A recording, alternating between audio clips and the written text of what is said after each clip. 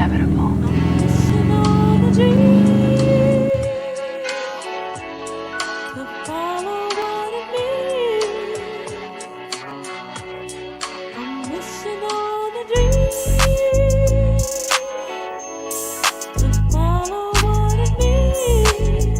It's Sam here with Team Inevitable Racing.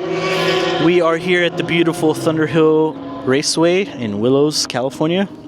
And we are here testing a couple of our team cars for the first time since making some big changes. As you can see on the car now, it's fully caged and has a 60-inch wing on the back, a Wing Logic. New OMP bucket seat with a halo, and suspension-wise, everything is mostly now spherical with a couple of exceptions. We so far had 2 sessions. First session, it was just more of a feel and, getting to learn how the car changed with spherical bushings and with the aero. I did bring a splitter here today. I'll show you, but I'm having some fitment issues, so unfortunately I won't be able to test it. I have to make some notches from it, and hopefully we'll fit it at the next test day next month. So far with the car, feels pretty good. I'm starting to get a little more confidence with the aero now. I've definitely gotten faster since before all these changes. Before I was running like 206s, 207s. Now I'm in the 204 range. Unfortunately, my group got combined with another group, so there is a lot of cars out on track, so it's kind of hard to get a clean lap. But they're here and there, and you have to catch them and hopefully not make any mistakes. But I'm trying differences in some lines and stuff, seeing how the car's reacting, off throttle, rotation, stuff like that, since upgrading the rear and front sway bars.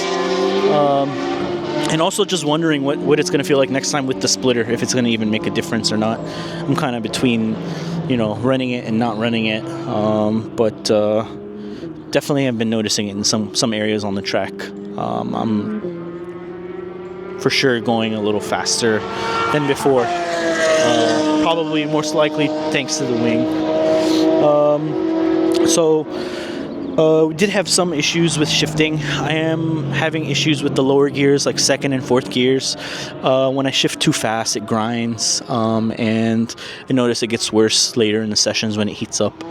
But I'm hopeful. We're gonna maybe start off with like the easiest thing is like maybe doing a bleed and see how it goes. If not, then I might have to drop the transmission and take a look at the clutch, and if it's not that, it might be the transmission. So although the transmission's recently freshened up with carbon synchros and has an aftermarket final drive for 7 clutch type, I believe it was a Kaz brand. But just wanted to check in and show you guys. I will include some clips of the car today on the track, and we will go from there.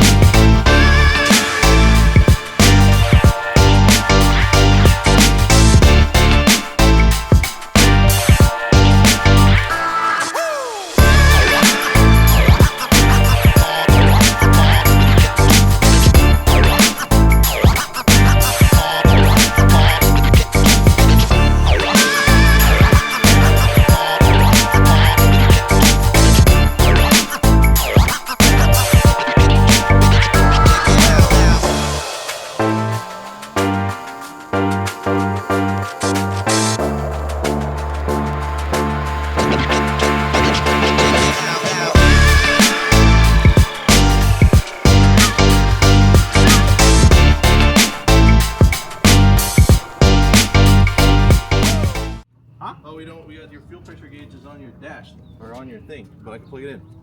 I need to see your fuel pressure. Okay. Let me. I don't know what I ever said.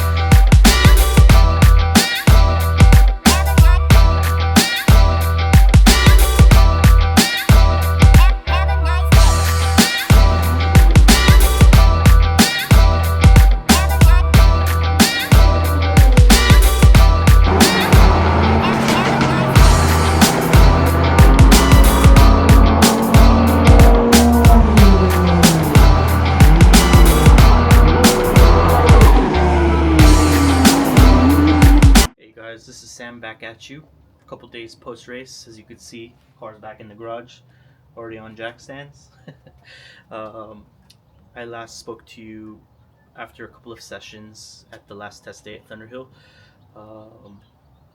Car ended up running a little faster in the last session of the day, which was a longer session. We were able to somehow manage to get the splitter on, and that seemed to have made a pretty big difference. I didn't think it would, but it was pretty cool. Ran a couple of 202s back to back when the track was a little more emptier as well, not having to deal with traffic. We did continue to have some transmission issues. When I would shift a little too fast, it would grind, sometimes even pop out of gear. But since then, since I've gotten it back, I have changed the transmission fluid. After further research, the transmission fluid I've been running is the same brand as my LSD, which is the Cause transmission fluid.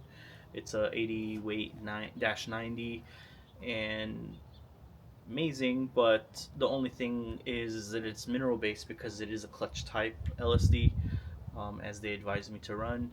But mineral based transmission fluid, as I learned, can't handle the heat too much. So, and this transmission fluid has been in the transmission for 3 track days, so it might be that. I'm hoping it's just that simple. I'm probably still gonna bleed the master cylinder, and hopefully we'll figure it out. The problem is I could only test it at the track because it only starts to happen once the car heats up after about 3 or 4 laps. So we'll see, hopefully. Another thing too that we were having an issue with is letting the team know in the paddock when I would be coming in, so that they can write down and you know, data log the tire pressures, tire temps, stuff like that, just to see if alignment wise, if I am, you know, at the right settings. So we went ahead and ordered the whole team some race comms, and we're pretty excited about testing that out at the next track day. So just got to do a couple of things. Also, didn't like the GoPro angle I had in the car, so I'm gonna try to find a better position for that, so that I can get you guys a better angle of in-car footage and on track. So after that, we will see, and I'm excited about testing it again. I'm probably going to be getting another set of wheels as well, probably the same kind that I have now, which are Rota grids, so that I can test out different tire compounds and see what would work for me in the ST5 class in NASA. And I will probably have to lower power, so get it back on the dyno, and get you guys some footage of that as well, so that we can make some lower power maps, because the car currently has a little too much power for that class. But excited, you know, it's a learning process, but we're trying to get there as best as we can and hoping for the best.